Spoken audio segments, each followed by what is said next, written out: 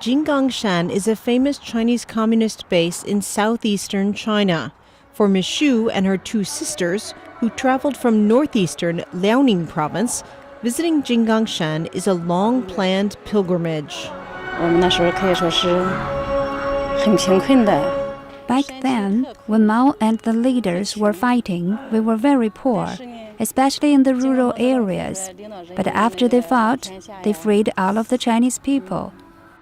The Chinese government is in the midst of promoting so-called red tourism, which encourages people to visit important communist heritage sites to learn more about the Red Army's historic ideals. Hao, who only gave his surname, was among several hundred Air Force cadets who were visiting the famous Baota Pagoda in Yan'an, where the communists settled after completing the Long March.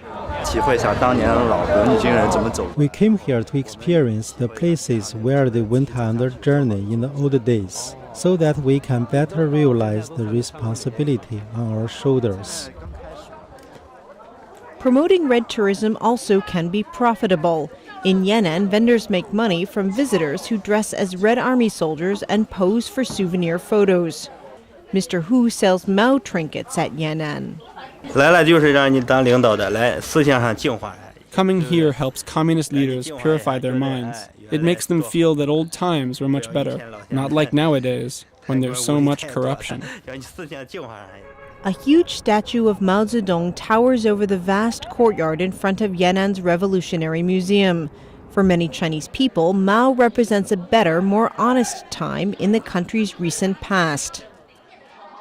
The Long March ended for Mao and his army in October 1935 in the small dusty town of Wuqi in Shanxi province. At the monument in Wuqi, visitor Mr. Li says he is increasingly angered by China's growing wealth gap. If you're poor, you can't get enough to eat. If you're rich, life is great. If you smoke only the best cigarettes. You can go out and drink tea, drink liquor, get drunk, whatever. You can just order another round. Li says he thinks modern Chinese society lacks morality. He says he believes that would not be the case if Mao were still around. Stephanie Ho, VOA News, Beijing.